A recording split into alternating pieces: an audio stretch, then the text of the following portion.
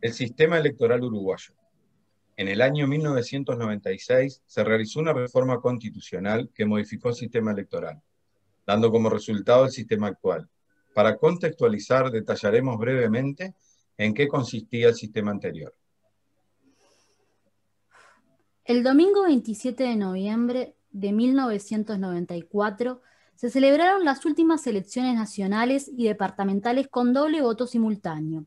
Esto es, que en el mismo ciclo electoral se elegía el presidente de la República, el vicepresidente, los 30 senadores, los 99 diputados y además se realizaba la elección de los 19 intendentes y los integrantes de las juntas departamentales. De aquella instancia interesa resaltar dos elementos. En primer lugar, esta fue la elección con mayor cantidad de partidos políticos participantes, con un total de 15, y con la mayor cantidad de candidatos a la presidencia de la República, contando así 20. En segundo lugar, al cerrar las urnas se registró un triple empate técnico. El Partido Colorado, el Partido Nacional y el Encuentro Progresista Frente Amplio disputaban la presidencia de la República con una diferencia de votos muy estrecha entre los tres lemas.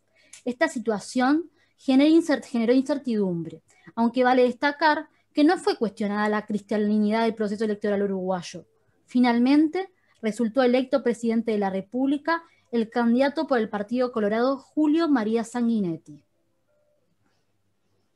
Estos hechos políticos, junto a otros, llevaron a la concreción de una nueva ingeniería electoral extensa y compleja y con efectos contrapuestos, como resultado de 12 años de proyectos y discusiones sobre la necesidad de modificar profundamente el sistema político. Finalmente, el 8 de diciembre de 1996, por medio de un plebiscito, se aprobó la parte medular de la nueva reforma que hoy rige el sistema electoral en Uruguay. Se aprobó por un porcentaje apenas superior al 50%. Fue aprobado con el 50,5% de los votos. Volviendo a la modalidad actual, esta se compone de 4 etapas. 3 para elegir al gobierno nacional y una última para la elección de las intendencias. La primera etapa de la elección presidencial son las llamadas elecciones internas de los partidos políticos. Esta se da el último domingo de junio y a diferencia de las demás instancias, el voto es voluntario. En esta primera etapa se define cuál será el candidato que competirá para la presidencia de la República. Además, a partir de la lista que se vote, también se determina la convención nacional y por otro lado, se puede votar la convención departamental. Es interesante resaltar que es obligatoria la presentación de los partidos políticos y de los candidatos en esta instancia para poder formar parte del resto del proceso.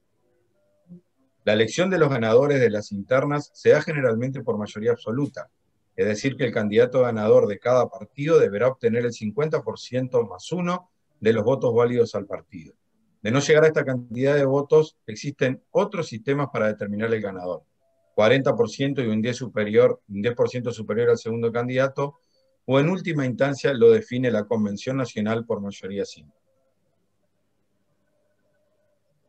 La segunda etapa, también conocida como primera vuelta presidencial, tiene lugar el último domingo de octubre. En esta ocasión el voto es obligatorio y a partir de una sola hoja de votación se definen al presidente y vicepresidente, al Parlamento, es decir, 30 senadores y 99 diputados, y a la Junta Electoral. Si en esta segunda etapa ninguno de los candidatos alcanza la mayoría absoluta, lo cual suele ocurrir, se va a una tercera etapa denominada balotaje. Es de destacar que en Uruguay es necesario obtener el 50% más 1 de los votos emitidos para tener un ganador en esta instancia. No aplican otros porcentajes o diferencias entre candidatos como sucede en otros países.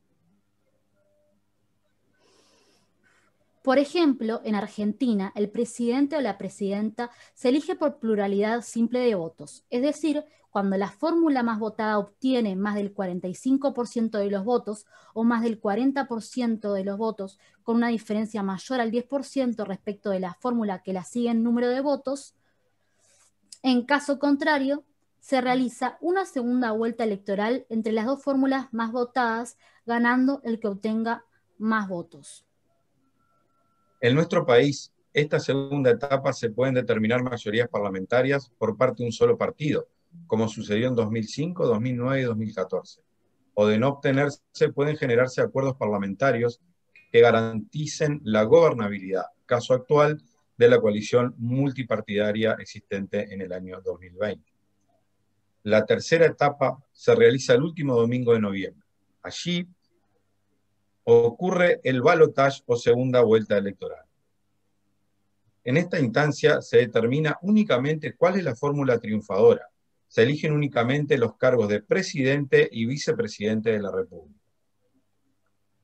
Este último oficiará de presidente de la Cámara de Senadores y de la Asamblea General. La cuarta etapa corresponde a las elecciones departamentales, donde se eligen a los intendentes, a los ediles. En los últimos periodos se instrumentó la elección de alcaldes y concejales.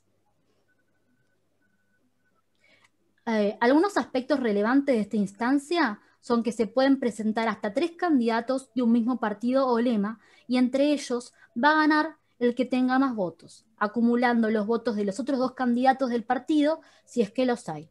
A diferencia de la elección presidencial, la intendencia y las alcaldías se definen por mayoría simple, lo que implica que el que tiene más votos gana, y está permitida la reelección inmediata de los intendentes por un periodo.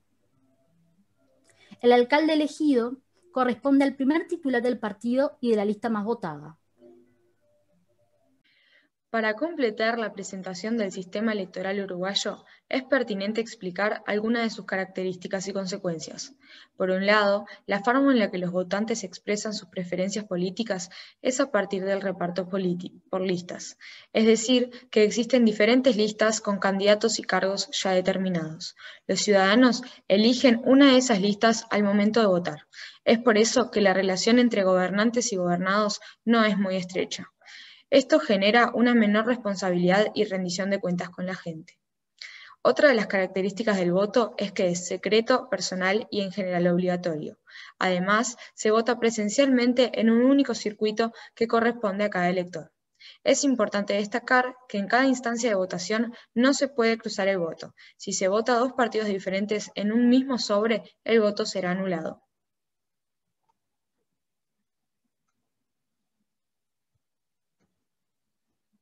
Por otro lado, el sistema electoral que rige hoy en día es proporcional. Esto quiere decir que los votos se distribuyen equitativamente entre los distintos cargos, por lo que se generan múltiples ganadores.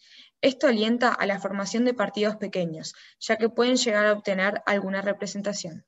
Además, este tipo de sistema genera una mayor representación de la sociedad y contribuye a la estabilidad de las políticas públicas, ya que en los periodos de elección no hay una alternancia total del gobierno. Es decir que, debido a la formación diversa del gobierno, persisten las decisiones. Este procedimiento para transformar la cantidad de votos en cargos correspondientes es muy utilizado en el mundo y en especial en América Latina. Como conclusión, presentamos elementos que nos diferencian de otras realidades que se dan en nuestro continente y en el mundo. El voto obligatorio en el Uruguay se ve reflejado por la participación de los últimos actos electorales. Por ejemplo, en países como Chile y España, el voto no es obligatorio y se presentan por un porcentaje de abstención muy altos.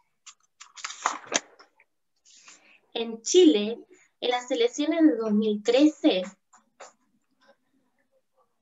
se registró un 51,8% de abstención. En el país europeo, un 34%. Sobre esta realidad se presenta un debate en varios países del mundo. ¿La democracia se fortalece con el voto obligatorio o al contrario? Se debilitan las libertades individuales. Por el otro lado, existen sistemas como en Estados Unidos, donde se elige el presidente de forma indirecta. y los ciudadanos eligen sus representantes del colegio electoral, electores por estado. En Uruguay, los diferentes partidos se han adaptado de diferentes formas al nuevo proceso. Se han generado en los últimos años una cantidad importante de partidos más pequeños y otros han irrumpido con un respaldo de la ciudadanía no esperado en primera instancia. Pasamos de tener 2 grandes partidos hasta la década del 70 a 3 al final del siglo XX. En la actualidad tenemos 2 bloques dominantes en la política uruguaya. La diferencia sustancial radica en que ya no se representan por 2 partidos políticos. Hoy son 4 los partidos que integran estos bloques y se podría decir que se alinean ideológicamente con fronteras difusas. El sistema electoral uruguayo es reconocido internacionalmente y es por eso que consideramos importante defenderlo como herramienta fundamental para la vitalidad del proceso democrático.